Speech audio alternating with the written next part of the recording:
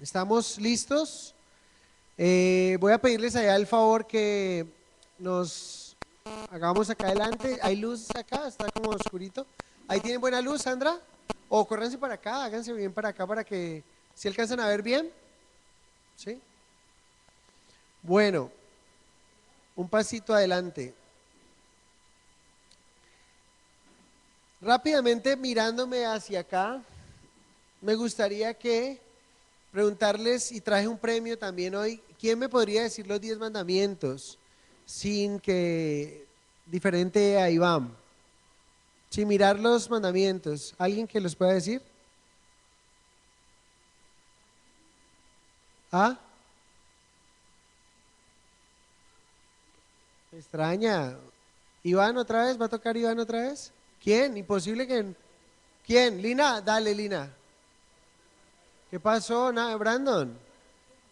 Dale, ven. Dale, dime. ¿Sí?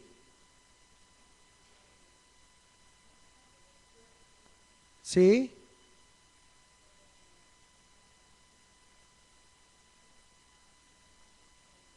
No. ¿Quién? Rápido, me extraña. ¿Qué pasa? ¿Sí? ¿Sí? ¿Sí? ¿Sí? ¿No? Bueno, tarea, muchachos, ¿qué pasa? No. Yo no hay, que no sepan los de allá quién le está diciendo, los de allá que no sepan quién es. ¿Cuál no robarás? Matarás. Bueno, vamos a Éxodo capítulo 20, verso. ¿Qué Brandon? ¿Cuándo vas a animar? Ya Brandon ya lo sabe. Sí.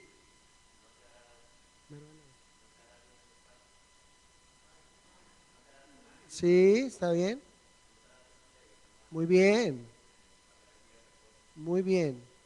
Sí. Sí. Sí. Muy bien. Sí. Ah, bueno, ¿y sirvió algo la ayudita? Bien, chévere. No lo dejar sin nada más ni nada menos que hoy traje un super coco. Hace rato no veía esto. ¿De qué ríen? Yo hace tiempo no veía un super coco. Me fascina, un super coco, amigo. Es con mucho amor. Yo pensé que me lo iba a llevar. Bueno, Éxodo 20, del 12, Éxodo 20, del 12. La próxima vez, recuerden tenerlo presente. ¿Saben? Nos reímos y todo, pero es tan importante porque te va a servir para evangelizar. Cuando la gente dice yo soy buena persona, la mejor forma de evangelizarle es ¿qué tal los 10 mandamientos? ¿Los guardas? Sí. A ver, ¿cuáles son los 10 mandamientos? Y la gente, ¿saben lo que dice la gente? Amarás a Dios sobre todas las cosas, no tendrás, no, dicen honrar a padre y madre, del primero saltan al quinto de una. Entonces tú puedes decirle, no, mira, los mandamientos son estos, ¿qué tal con ese mandamiento? ¿Qué tal con el otro? ¿Qué tal es al supercoco? ¿Rico? Bueno. Bueno, Éxodo 20.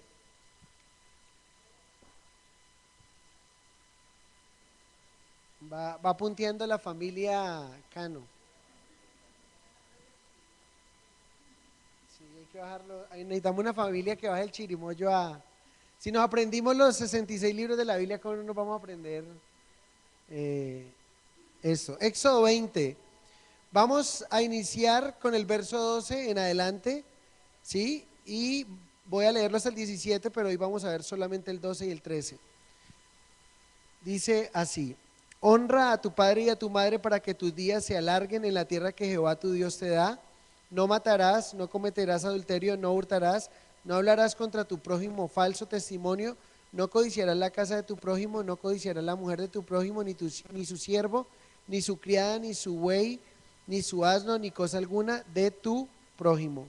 Señor, gracias por tu bendita palabra, gracias por darnos esta oportunidad tan especial de recordar esos mandamientos, Señor, que entregaste a este pueblo que tanto has amado, Señor, aún hasta nuestros días, pero que tristemente ha sido un pueblo de dura cerviz, que se ha desviado, y aquí estamos, Señor, como ese nuevo pueblo que formaste de gentiles, de judíos, y que somos la iglesia tuya, Señor. Queremos escuchar tu voz, Señor. Queremos atesorar en nuestro corazón tu palabra, tus mandamientos. Bendito eres. En el nombre de Jesús, amén. Bueno, lo primero que recordamos es que Dios hizo una distinción con estos 10 mandamientos. ¿Recuerdan cuál es? Una línea vertical y una línea horizontal. La primera es relación de Dios con el hombre, ¿sí? O el hombre con Dios, y la otra es relación o mandamientos con respecto a la conducta ante Dios y los hombres. O sea, cuando ya nos vemos con la relación hombre a hombre, ¿sí? Cómo debemos de funcionar. Son los 6 mandamientos restantes. Hemos visto los 4 primeros que ya Brandon los dijo muy bien: no tener dioses ajenos, no la idolatría, no usar el nombre de Dios en vano. Vimos 3 maneras de usar el nombre de Dios en vano, ¿lo recuerdan? Hace 8 días. 3 formas una de las formas de usar el nombre de Dios en vano. ¿Perdón? Esa es como la más fuerte, ¿no? Proclamar diciendo que somos cristianos, o sea, relacionarnos con Dios, pero no vivir de acuerdo a lo que decimos ser. Es usar el nombre de Dios en vano. Muy bien. Otra forma, una manera frívola. Pero también vimos guardar el día de reposo. La última parte, y cuán sabiduría trae guardar el día de reposo, porque trae un descanso, trae un aliento, trae un ánimo de recargar baterías y continuar. Y cuando no guardamos un día de reposo nos creemos más sabios que Dios, y sabemos qué pasa a las personas que se creen más sabios que Dios, ¿sí? Terminan cansados, fatigados, por ahí a mitad de camino.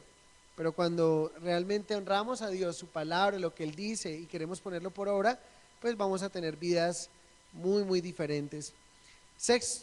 Quinto mandamiento, ¿sí? Y primero con promesa. Se conoce como honra a tu padre y a tu madre. Verso 12, honra a tu padre y a tu madre para que tus días se alarguen en la tierra que Jehová tu Dios te da. Este mandamiento es sabio y bueno, debido a que la honra para los padres es un principio esencial para la estabilidad y salud de toda la sociedad. Para todos, yo creo que para ninguno de nosotros es un secreto de que la base de la sociedad es ¿qué? La familia se conoce como la base de la sociedad. Si las generaciones jóvenes están constantemente en guerra con las generaciones adultas, entonces la fundación de la sociedad será destruida. Entonces es un principio fundamental, y Dios dice: hijos, honren a sus padres. Así de sencillo, o sea, no hay nada más que buscar. Pero resulta que hay una diferencia entre obedecer y honrar.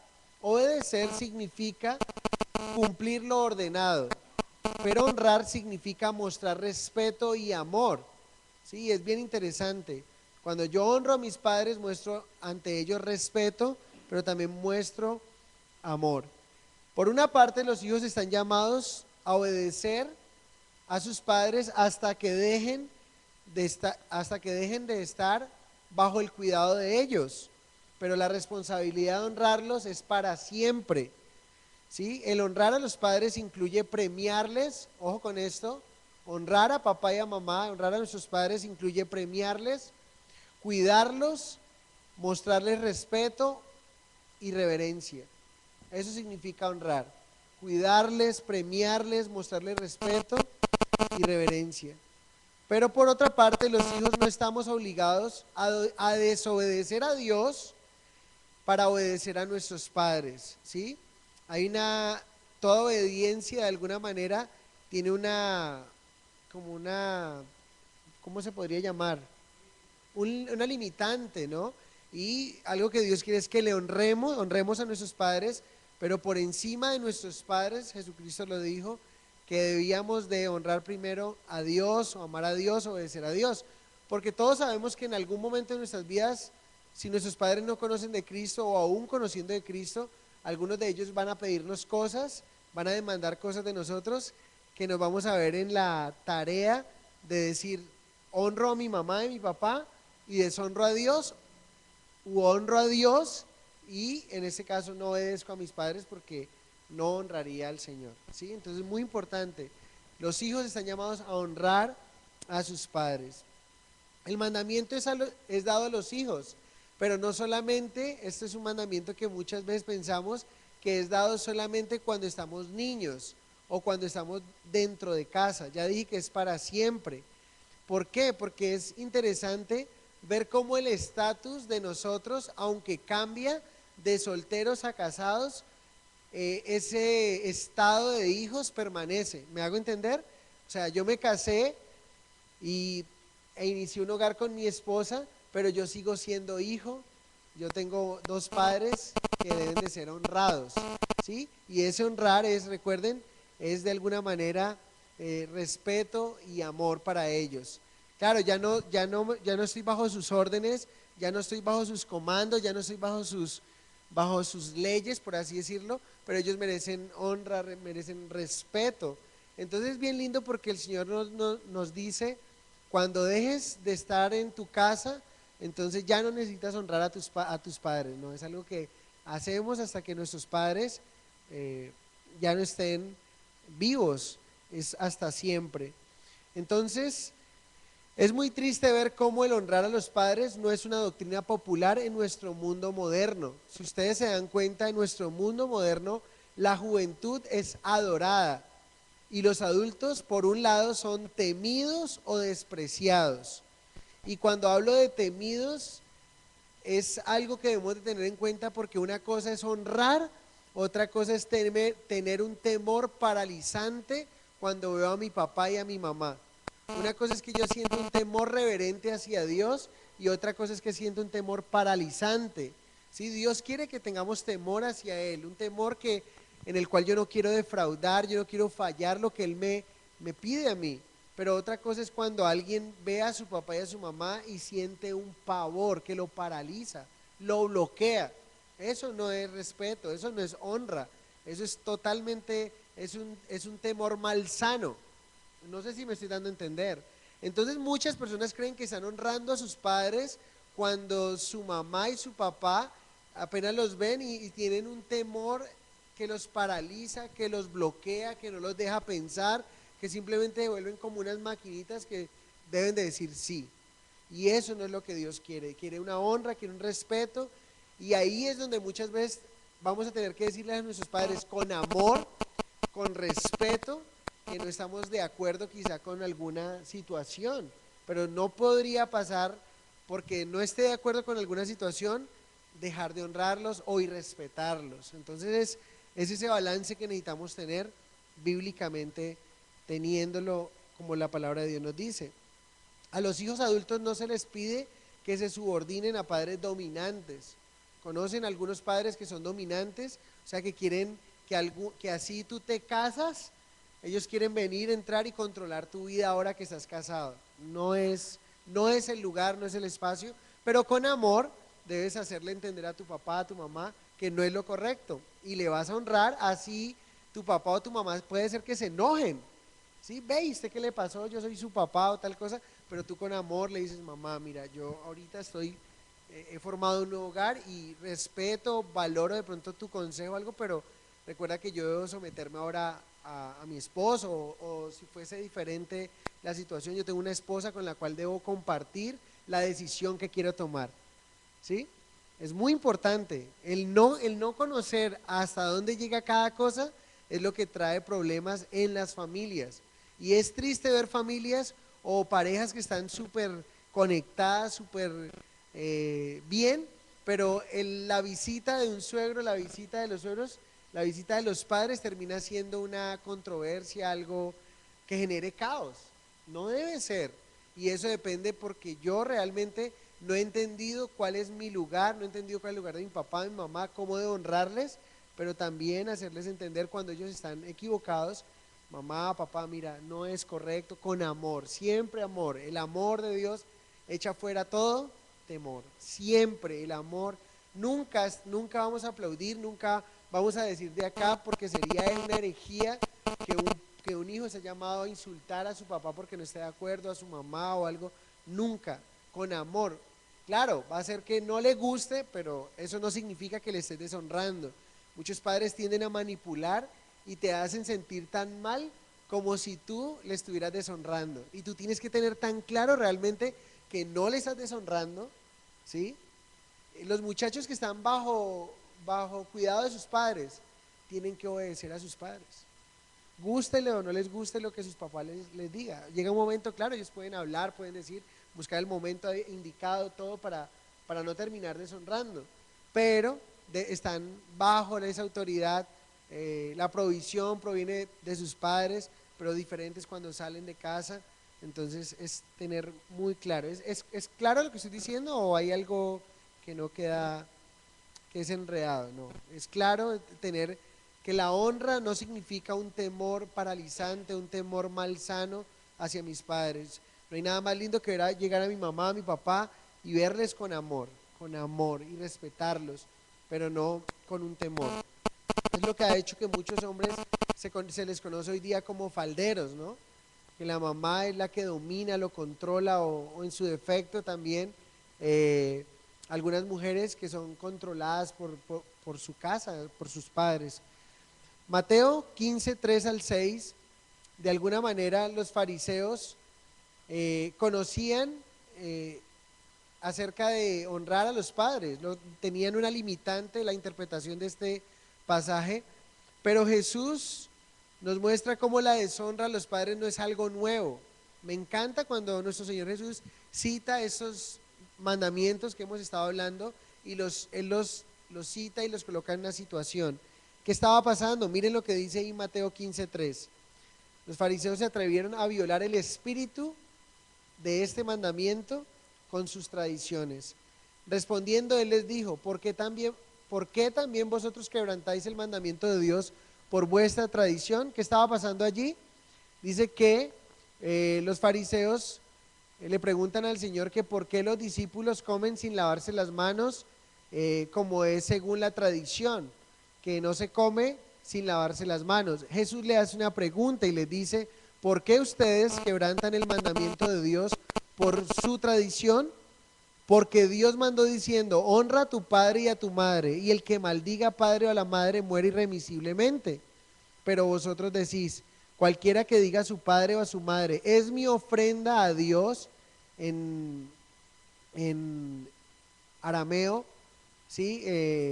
Marcos dice escorbán, era una frase que se usaba: es mi ofrenda a Dios, todo aquello con que pudiera ayudarte, ya no ha de honrar a su padre o a su madre. Así habéis invalidado el mandamiento de Dios por vuestra tradición. Hipócritas, bien profetizó de vosotros Isaías cuando dijo: este pueblo de labios me honra, mas su corazón está lejos de mí, pues en vano me honran enseñando como doctrinas mandamientos de hombres. ¿Qué está diciendo el Señor Jesús aquí? Increíble, es algo maravilloso. Dice, Jesús está relacionando que la honra a los padres la está relacionando con la ayuda económica cuando ellos así lo necesiten. ¿Sí? No es justo que un hijo vea pasar necesidad a su papá, a su mamá, y se porte peor que un incrédulo al no proveer para su casa. ¿Sí? Lo que debería salir naturalmente es una ayuda, y está diciendo una ayuda, está ligando esa ayuda económica. Pero ¿qué habían hecho estos hombres perversos? Habían cambiado el mandamiento de Dios por una tradición, y lo que dijeron es, con el ánimo que la gente llevara el dinero al templo, entonces con lo que podían ayudar al sustento de sus padres, simplemente decían una frase, como una frase mágica. Es como santificar de alguna manera esa ofrenda que te iba a dar a ti, papá, mamá. No la voy a dar. Recuerden, está hablando de ofrenda, no está hablando del diezmo, ¿sí? Porque a veces podemos interpretar de que yo con el diezmo puedo administrarlo donde yo quiera, ¿sí? Ay, que esos niños pobres y yo con el diezmo voy a hacer. No, yo no tengo absoluto control del diezmo, yo tengo que cumplir una responsabilidad, y el diezmo, el último fin del diezmo es el alfolí, pero la ofrenda, yo tengo esa capacidad en mi corazón de desviarla, por así decirlo. Yo puedo poner tanto mi diezmo como mi ofrenda en el alfolí, pero yo también puedo desviar, si quiero decir esa palabra, desviar la ofrenda, o mejor dicho, ponerla donde Dios coloque en mi corazón ponerla. Sí, quizá vi un hombre, un hermano en una necesidad y Dios me puso en mi corazón ofrendar para la necesidad de ese hombre o de mis padres. Pilas con esto, nunca el diezmo. ¿Por qué? Porque el diezmo, el final es el alfolí, o sea, yo no podría disponer de él, es lo que la palabra de Dios dice, y es muy importante tenerlo en cuenta. Yo siempre coloco el ejemplo, es como si alguien, si tú tuvieras un jefe y llega el momento de la quincena y viene a pagarte, pero resulta que tu jefe yendo hacia tu empresa se encuentra que había en el semáforo un señor muy pobrecito allí en una necesidad tenaz, ¿no? Y entonces él llegó y dijo, no, pues qué dolor, o sea, me parte el alma. Venga, venga, y llega y tan, 100.000 pesos. Y en el otro semáforo encuentra otro, ¿sí? Pues aquí casi que no hay mucha gente, entonces vuelve y le da otro. Y cuando llegó el momento llamó a sus empleados y le paga, pero menos 200.000 pesos.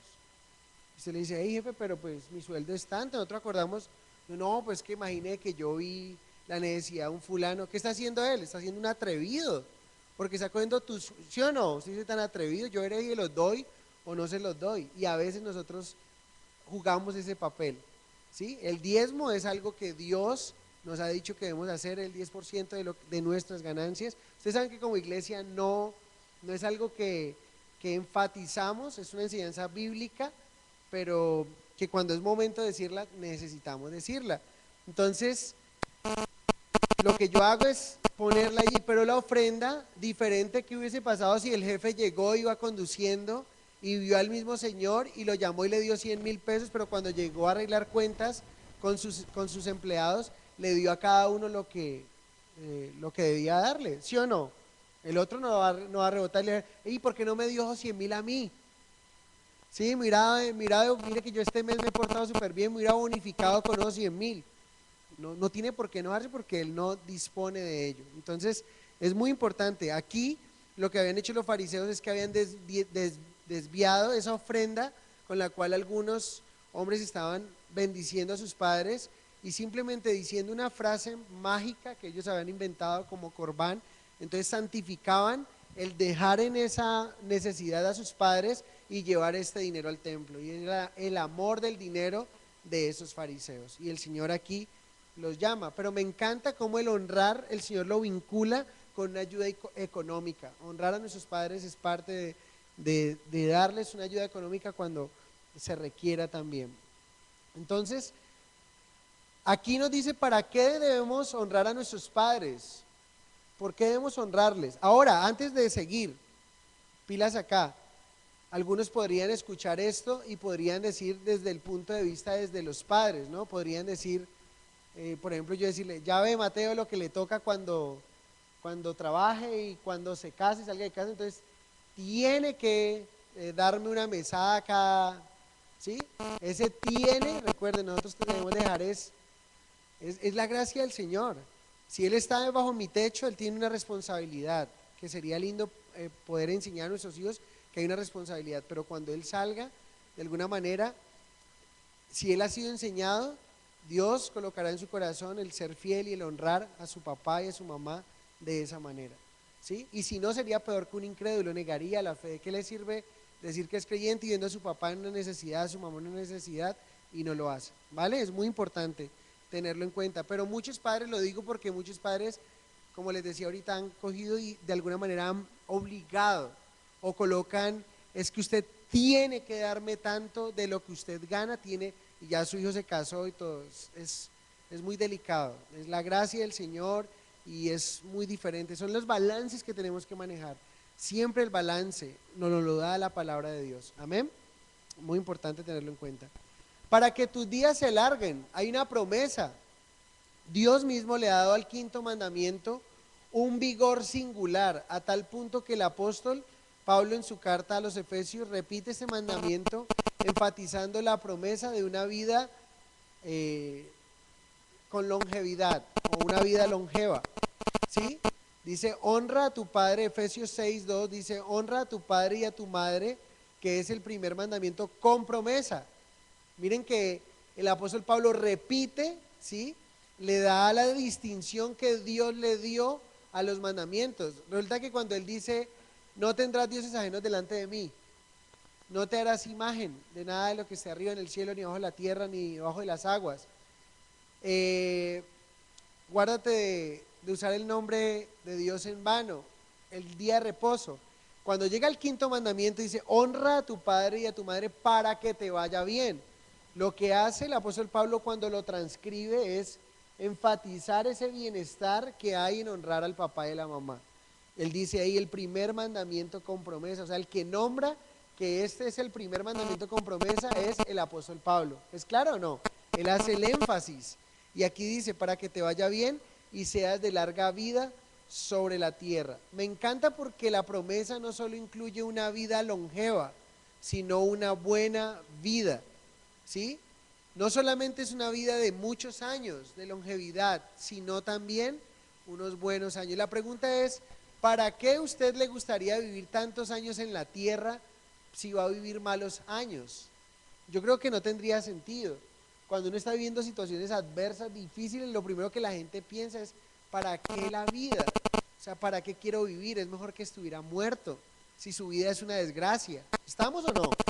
Pero si resulta que el hombre está disfrutando de una vida interesante, de una vida especial, pues uno lo que dice es, más añitos, yo quiero disfrutar esta vida. Y el Señor hace esa conexión de vidas, de largos años de vida, pero también con un bienestar de esos largos años de vida. Es muy triste, yo creo que es terrible cuando uno ve a una persona viviendo una vida miserable, pero los días más se le alargan. O sea, es como, no se ve como la bendición esos años alargarse, sino que se ve como un castigo. Se ve como, uy, este hombre tuvo que haber pagado algo porque nada, nada, o sea, ni muere, ciego, con diabetes, le cortaron una pierna y está ahí y sigue andando. No, y uno ve y va a diálisis. Uno conoce, escuchaba la historia de una señora que me decía que ella trabaja en una unidad donde va la gente de diálisis y va un señor diabético, ciego y va a la diálisis. ¿Ustedes saben qué pasa con diálisis? Es poner un riñón artificial porque su riñón no funciona, entonces con 3 días que deje de ir a la terapia, la persona muere porque se hincha y hasta ahí queda. Y ese hombre llega ya cieguito, todo el tema, y él dice que él definitivamente él sabe que está pagando, que él fue, o sea, vivió una vida en la cual no honró a nadie y lo ve como un castigo terrible, ¿no? Entonces dice uno, esos días se alargan, pero realmente, ¿para qué la vida así? Pero lo lindo de nuestro Dios es que nos regala días y cuando tú ves hombres de Dios en la Biblia, dice que la vista de esos hombres se oscurecía, se nublaba, pero que murió Abraham y estaba lleno de vida. Me encanta cuando yo veo eso, ¿sí? Estaba como que lleno de vigor aún. Eso significa que aún podía moverse por sí solo, que tenía esa capacidad y es súper lindo. Uno ve, mi abuelo por lo menos, fue una bendición ver a mi abuelo, un hombre longevo, pero moverse por sí solo y simplemente una vez lo vi hospitalizado y esa vez fue la vez que murió. Una sola vez vio a mi abuelo hospitalizado, ¿sí? 38 años viendo a mi abuelo y una vez solamente lo he hospitalizado y la única vez que lo he hospitalizado al tercer día murió. Y uno dice tremendo, o sea, no tuvo que padecer ahí, estar en una situación y eso tiene que ver mucho. ¿Quieres que te vaya bien en la vida? ¿Quieres ¿Cuántos tienen padres aquí? Levanten la mano. Ok. Bueno, ¿quieren que les vaya bien en la vida? Dice, honra a tu padre y a tu madre.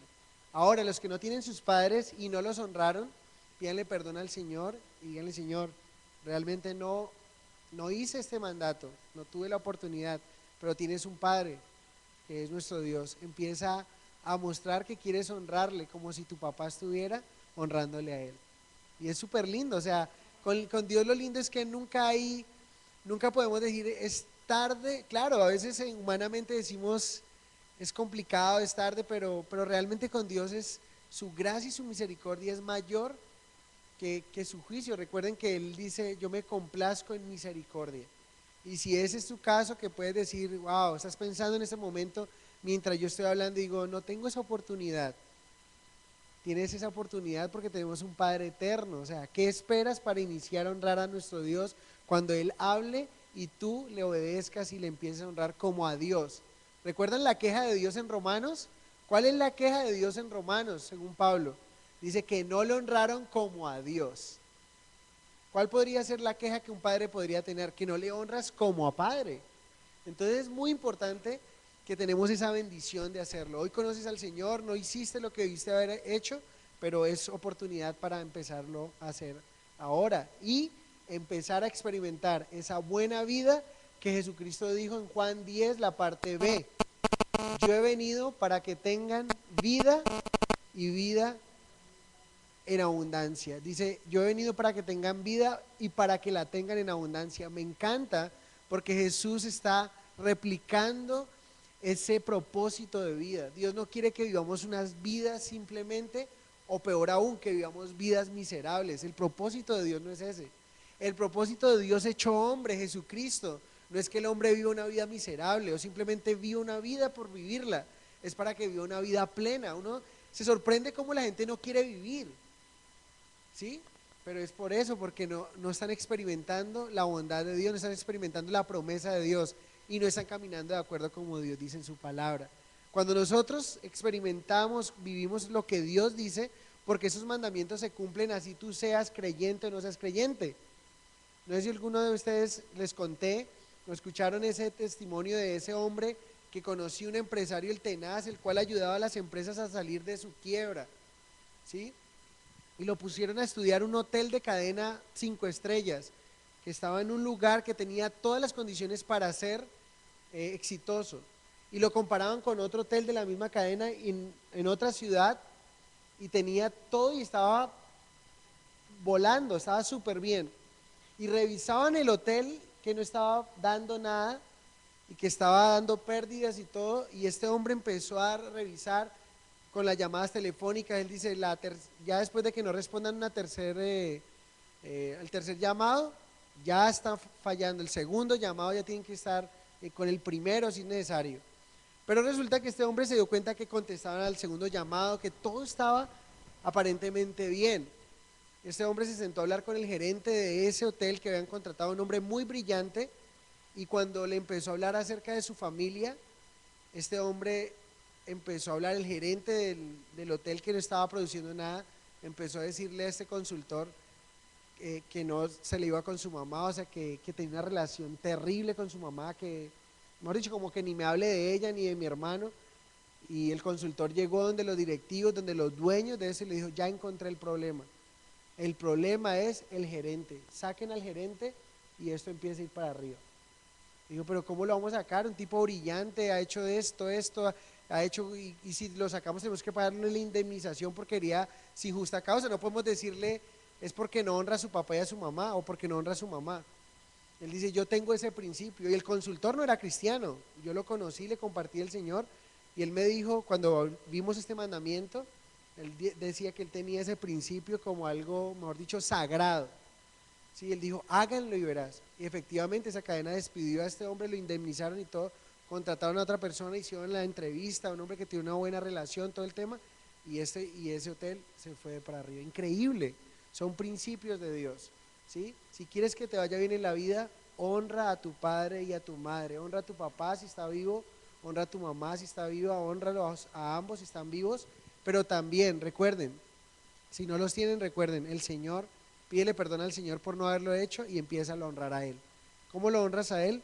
Cuando Él dice, lo que Él dice es suficiente para que tú lo obedezcas. Amén. Espero que sea. Estos principios son de vida eterna para nuestra alma. Entonces, la rebelión por su parte es costosa y muchos han pagado un alto precio, personalmente por su rebelión en contra de los padres. La ley decía que los padres, la deshonra de los padres era castigada con apedreamiento. Jesús citó los dos mandamientos. Uno, honra a tu padre y a tu madre, y el Levítico 29, todo hombre que maldijere a su padre o a su madre, de cierto morirá. A su padre o a su madre maldijo, su sangre será ¿sobre quién? Sobre él. Entonces Jesús conectó los dos mandamientos. ¿Qué necesitamos para que nos vaya bien? Una de las tantas cosas es honrar a nuestros padres. Y alguien dijo lo siguiente y me encanta, con esto voy a cerrar el quinto mandamiento. Un buen hijo prolonga los días de su padre, así que Dios promete prolongar la suya. ¿No les parece interesante? Un buen hijo, pues al no darle dolores de cabeza, si no le da dolor de cabeza a su mamá, pues su mamá no se va a enfermar, y si su mamá no se enferma, pues va a durar más añitos. ¿Dios qué hace? Ok, tú has sido buen hijo, entonces te voy a dar años de vida. Y buenos años de vida. ¿No les parece interesante? Un mal hijo, ¿qué hace? Le da dolores de cabeza a su mamá, le da problemas, a la mamá le da gastritis, le da una úlcera gástrica, se enferma, mantiene la clínica con necesidad muchas veces. ¿Y qué ocurre? Desgasta a su mamá, muere antes de tiempo. Como dice algún pastor, dice cuando alguien llega allá y dice, oye Señor, me trajiste, yo no te traje, te viniste solito o te mandaron adelantado. Y muchas veces nosotros vemos ese proceso, ¿sí? Un mal hijo, una mala situación. ¿Qué hace Dios? De alguna manera, el que honra, el que alarga los días de su mamá, al tratarle bien, al amarle y todo eso, Dios está prometiendo largos años de vida. Y eso es bien, bien tremendo. Sexto mandamiento, no matarás. Y aquí nos vamos a meter en una situación muy interesante. Levanten la mano los que creen que la Biblia, ojo, el mandamiento es no matarás. Levanten la mano los que creen que la pena capital es bíblica. Levanten la mano los que no creen que la pena capital es bíblica. O sea, que no es bíblica la pena capital. Levanten la mano bien. No es bíblica la pena capital. O sea que si saliera una ley donde dijera vamos a poner la pena de muerte, entonces ustedes pensarían no es correcto, va en contra de Dios. Pues déjeme decirle que la pena capital es supremamente bíblica, extremadamente bíblica. Y aquí vamos a entender entre no matarás y no asesinarás, que es la diferencia. ¿Sí? En nuestro español podríamos decir no matarás. El término en hebreo es ratzah, ¿sí? Que significa asesinar. No matarás o no asesinarás. En hebreo como en el español hay una distinción entre asesinar y matar. Matar cuando se trata de una justificación legal, ¿sí? Ejecutar, por ejemplo, a alguien después de un proceso, es bíblico, está bien, cuando la ley así lo dice. O matar por defensa, ¿sí? Alguien me está atacando, aplico una defensa personal y algo ocurre y esa persona murió, ¿sí? Defensa propia, yo no soy considerado como un asesino, ¿sí? Pero igual esa persona murió, vamos a entender un poco más. Entonces, asesinar es cuando yo tomo la vida sin una justificación legal. Entonces la pregunta es, ¿prohíbe el sexto mandamiento matar o prohíbe asesinato? Ah, entonces ya es diferente la pregunta, ya nos permite dar una claridad, ¿no es cierto? Entonces cuando vean la pena de muerte, es algo bíblico y es algo que podría ocurrir. En Estados Unidos ocurre la pena de muerte y es muy bíblica y está basada en la palabra de Dios.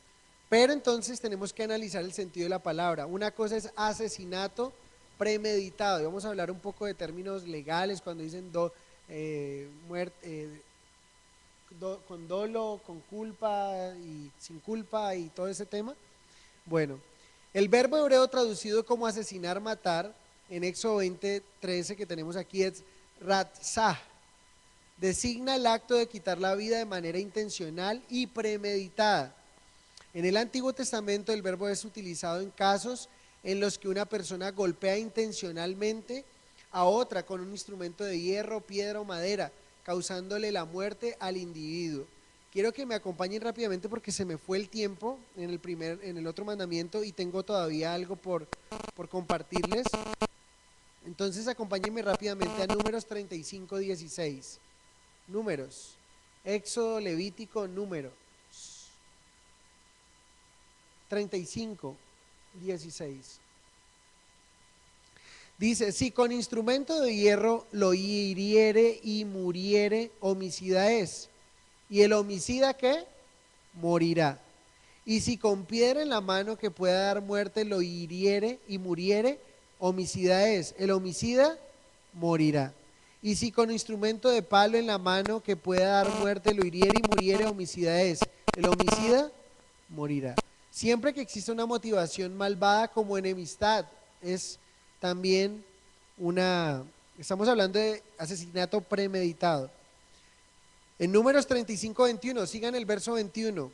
O por enemistad lo hirió con su mano y murió el heridor, morirá, es homicida.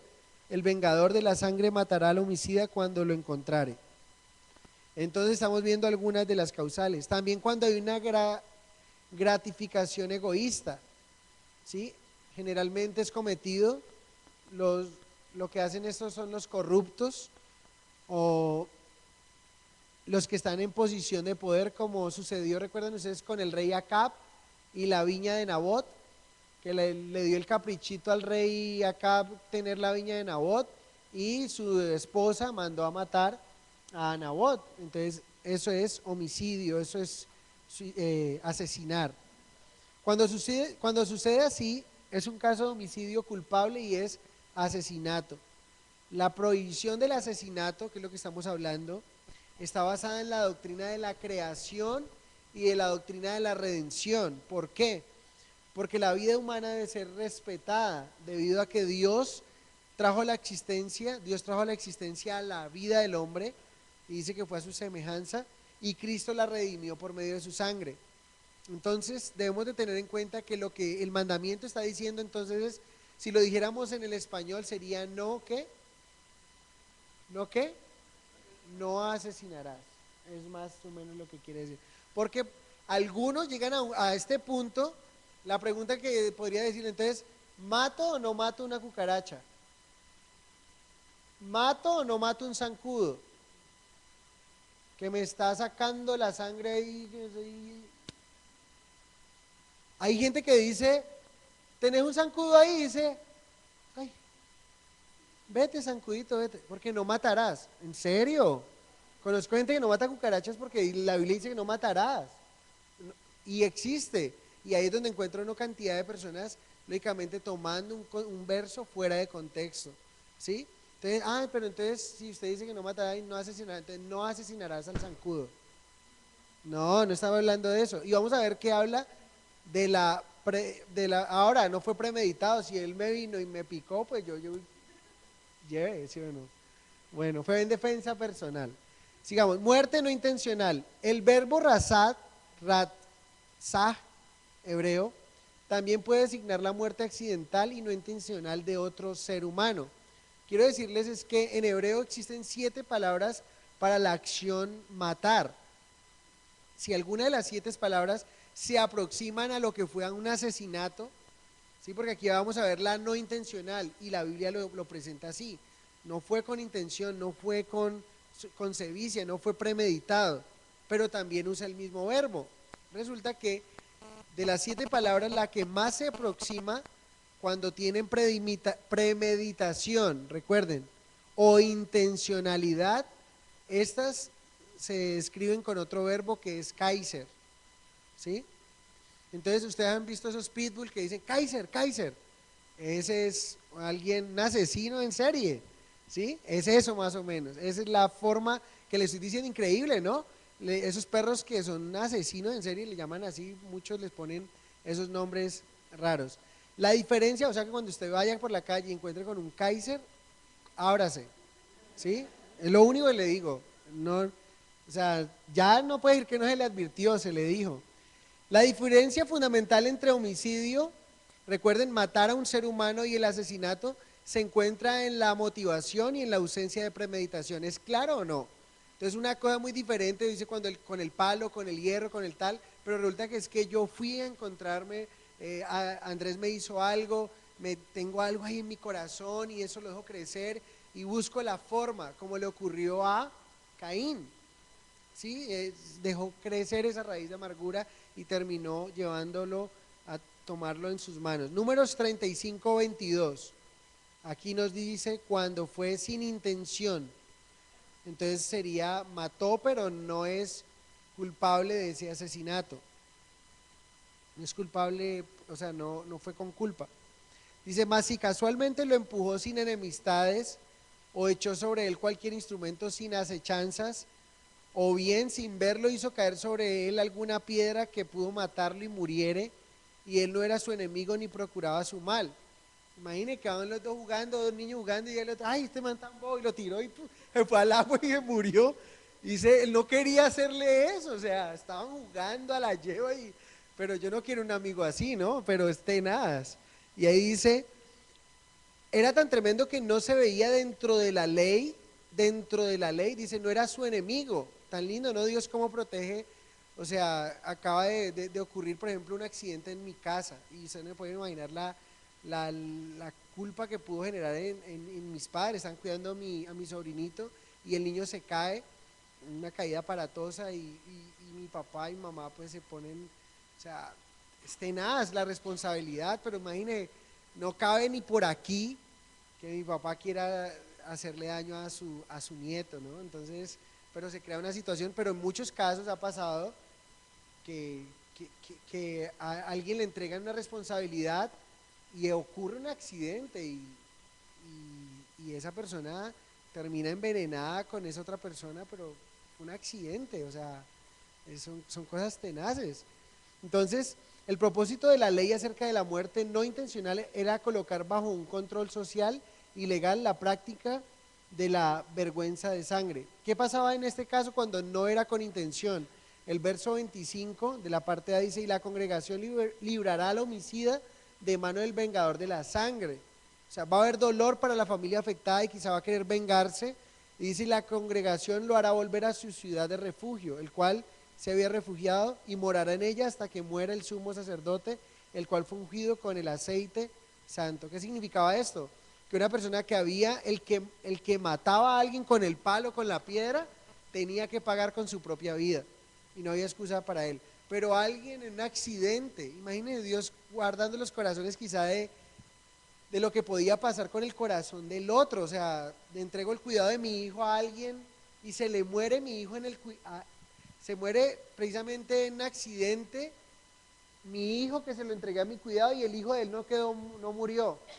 Y queda aquí el como, y porque mi hijo fue el que murió, yo quisiera hacerle algo. Entonces lo que hacen es, esa persona lo mandaron a una ciudad de refugio y debía estar allá hasta que el sacerdote que había estado allí y tal, había muerto. Significaba que cuando moría el sacerdote, moría, era como que moría la deuda también. Y ya el hombre que estaba refugiado podía salir y como que muerto el sacerdote quedaba libre también esa situación, podían pasar buenos años donde los ánimos podían calmarse y todo, ¿no? Tenaz.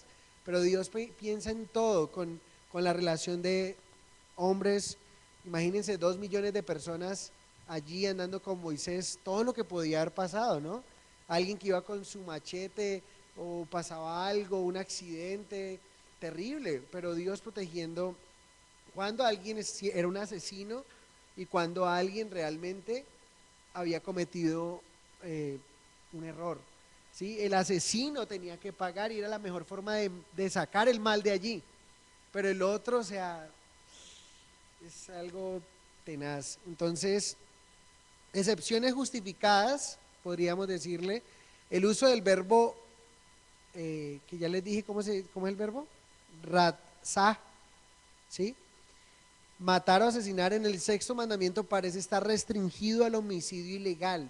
Nunca es utilizado ratzá para referirse a la pena de muerte o al acto de matar en la guerra, ¿sí? Con respecto a la pena de muerte, o sea, no sé, este fulano mató a alguien con sevicia y tal, y tenía que morir, no se aplicaba ese verbo, ¿me entienden? No se violaba la ley de Dios, porque si entonces lo estamos matando, entonces él mató al otro, entonces nosotros que lo apedreamos estamos haciendo lo mismo, ¿sí? Estamos dando una sentencia y ahí no se aplicaba el verbo.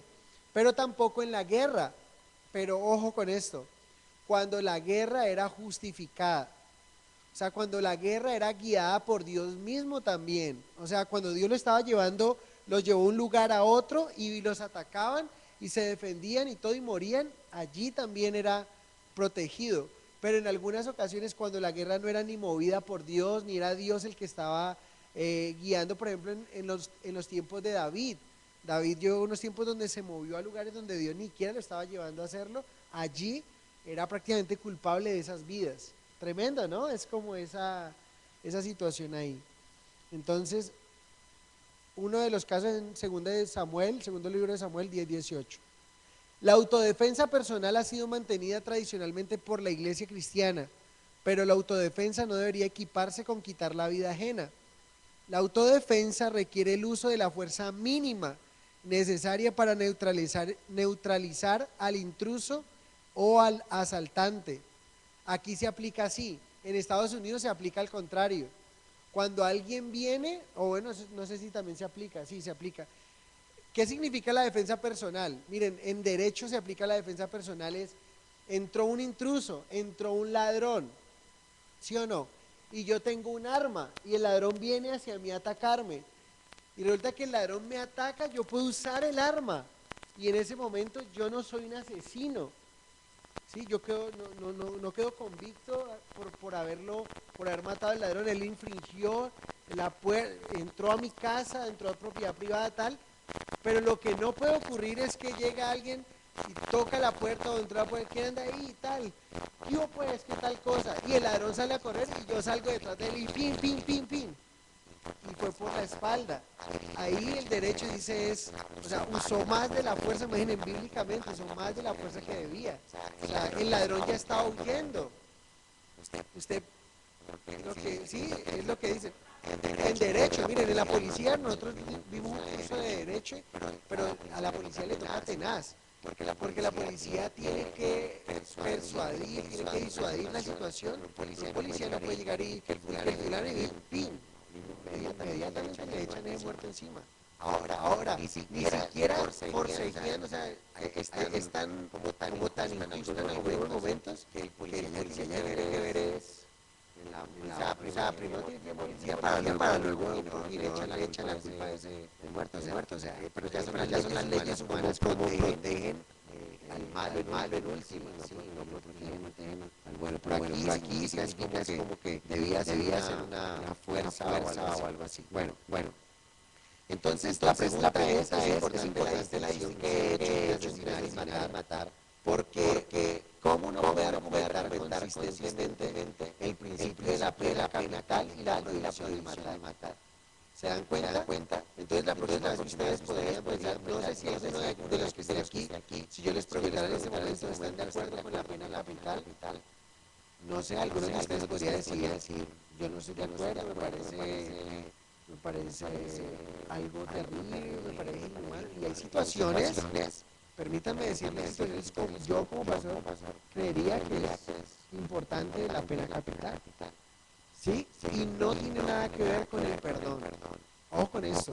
Si ese hombre se arrepiente, le pide perdón al Señor, está bien, su consecuencia es, él se muere. ¿Sí? Pero, y no quiero formar una polémica porque algunos podrían decir, el pastor sí, no tiene consideración. No, simplemente hay situaciones donde uno dice tenaz, donde podría uno estar de acuerdo con esto. Y recuerden que si ocurriera, hay otro pasaje que avala también esto y está en Génesis 9:5, que me gustaría que lo vieran.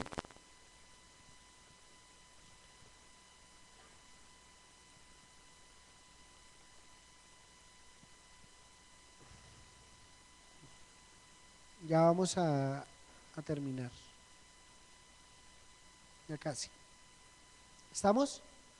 Génesis 9:5, porque ciertamente demandaré la sangre de vuestras vidas, de mano de todo animal la demandaré, y de mano del hombre, de mano del varón, su hermano, demandaré la vida del hombre. El que derramare sangre de hombre, por el hombre su sangre será derramada, porque imagen de Dios es hecho el hombre. Aunque hay una implicación ética y moral, el matar animales sin propósito adecuado, como alimentarse o algo sí específico para nuestro mantenimiento, no estamos de acuerdo. Por ejemplo, yo no estoy de acuerdo con la corrida de toros. Si es jugar con un animal ahí, encebarse, no estamos de acuerdo, no aplaudimos algo así. Con circos muchas veces también, donde usan y maltratan animales, pero No vemos que haya una implicación de muerte, de pena capital para el hombre por maltratar a un animal, que ya está mal hacerlo. ¿Estamos bien o no? Está incorrecto hacerlo y todo el tema, pero si hay una implicación cuando un hombre mata a un otro hombre, debe haber la pena de muerte. ¿Por qué? Porque ese hombre está atentando contra un hombre que fue hecho a la imagen de Dios. Entonces, eh, Dios está dando principios para que la sociedad funcione mejor. Para terminar, Jesús también habló de este mandamiento, ¿sí? Y fue más allá de lo que podemos ir nosotros. Mateo 5, 21 al 26. Acompáñenme. Mateo 5, 21 al 26. Ahora, si la ley se vuelve normativa en nuestra sociedad, debemos recordar lo que dice Romanos 13, del 1 al 5, que debemos someternos a las autoridades. ¿Ok? Mateo 5, 21 al 26. Dice, oísteis que fue dicho a los antiguos, no matarás, y cualquiera que matare será culpable de juicio. Pero yo os digo que cualquiera que se enoje contra su hermano será culpable de juicio, y cualquiera que diga necio a su hermano será culpable ante el concilio, y cualquiera que le diga fatuo quedará expuesto al infierno de fuego. Por tanto, si traes tu ofrenda al altar y allí te acuerdas de que tu hermano tiene algo contra ti, deja allí tu ofrenda al altar, deja allí tu ofrenda delante del altar y anda, reconcíliate primero con tu hermano, y entonces ven y presenta tu ofrenda. Ponte de acuerdo con tu adversario pronto, entre tanto que estás con él en el camino, no sea que el adversario te entregue al juez, el juez al alguacil, y seas echado en la cárcel. De cierto te digo que no saldrás de allí hasta que pagues el último cuadrante. Jesús está reafirmando explícitamente el mandamiento y nos recuerda que el asesinato proviene de la ira humana y la falta de amor. Recuerde que en la ira del hombre no obra la justicia de Dios. Entonces Él está colocando allí. ¿De dónde nacen los asesinatos? También nacen del corazón, de dejar iras allí, esos sentimientos que van creciendo y terminan haciendo cosas tremendas. El amor preserva la vida y su calidad en todas sus expresiones y ramificaciones. Entonces siempre deberíamos de buscar la vida. Jesús en este mandamiento es interesante porque nos prohíbe que odiemos a alguien debido a que podríamos llegar a desear la muerte de alguien en nuestros corazones. Muchos han comenzado con un odio en su corazón, luego desean la muerte de la persona a la que odian y terminan llevándolo a cabo. Si han escuchado algunos asesinos que han planeado mucho cómo matar a alguien, así ha ocurrido, dejar albergar allí. Pero quizá otros como nosotros en alguna oportunidad eh, en alguna oportunidad pudimos haber deseado la muerte de alguna persona, pero nunca tuvimos el valor, si pudiéramos llamar valor, de cometer la acción. Alguien podría no matar por la falta de valentía o iniciativa, pero aún su corazón está lleno de odio. Y aquí es donde el Señor va más allá y dice, cuando odiamos, entonces estamos violando el sexto mandamiento. Cuando odiamos, ¿han escuchado a personas que dicen, te odio con todo mi ser? Te odio hasta la muerte. Cosas como esas, estamos violando el mandamiento. De la boca, lo que sale de la boca del corazón, pero lo que sale de la boca del corazón sale, dice Mateo 15, 18, y eso contamina al hombre, porque del corazón salen los malos pensamientos, los homicidios, los adulterios, las fornicaciones, los hurtos, los falsos testimonios, las blasfemias. Esas cosas son las que contaminan al hombre. Importantísimo. ¿De dónde salen los homicidios? Del corazón. Por eso Jesús fue más allá. No matarás. No dejemos que situaciones nos llenen a tal punto de odio que terminamos deseando la muerte de alguien o terminemos haciéndolo y seamos culpables delante de Dios, delante de las autoridades y tengamos que pagar hasta lo último en una cárcel. Increíble. La palabra de Dios aquí. No matarás, explicado por Jesús. Y este mandamiento nos previene, ¿no? Nos recuerda que el asesinato viene de la ira del hombre y la falta del amor. Entonces, dos mandamientos hemos visto. ¿Cuáles son? Honra a tu padre y a tu madre para que nos vaya bien. Y el segundo, no asesinarás, no matarás. Muy bien. Señor, gracias por tu bendita palabra. Siempre es especial ver lo que en ella hay para nosotros, Señor, y perdónanos porque somos culpables, Señor, quizá de esos dos mandamientos los hemos violado muchas veces al deshonrar a nuestros padres o no honrarlos como deberíamos hacerlo. Y hoy nos has enseñado la manera, la medida justa para hacerlo correctamente, para no terminar también honrándolos o amándolos más a ellos que a ti, Señor. Como dice tu palabra, el que ama más a padre o madre que a mí, no es digno de mí. Señor, y tú nos das en tu palabra tu balance. Ayúdanos a honrar a nuestros padres como conviene y guárdanos del odio. Creo que ninguno de los que estamos aquí hemos nunca hecho daño o matado a alguien. No sé si alguien lo ha hecho. Y si lo ha hecho y no ha pagado aquí en la tierra, que hoy pueda pedirte perdón, rendirse a ti, Señor, y gracias por tu misericordia y tu favor al salvarlo y que pueda exponer esa falta delante de ti, Señor, para que no sea condenado. Y Señor, guárdanos de fallarte, de albergar odio en nuestro corazón y violar este mandamiento. Te lo pedimos en el nombre de Jesús. Amén y amén. Bueno, quedamos despedidos, que el Señor les bendiga. Si han guardado sus diezmos, sus ofrendas, pueden depositarlos en el alfolí. Que tengan una feliz noche. Nos vemos mañana. Tenemos oración en la mañana y tenemos vigilia en la noche. Dios les bendiga.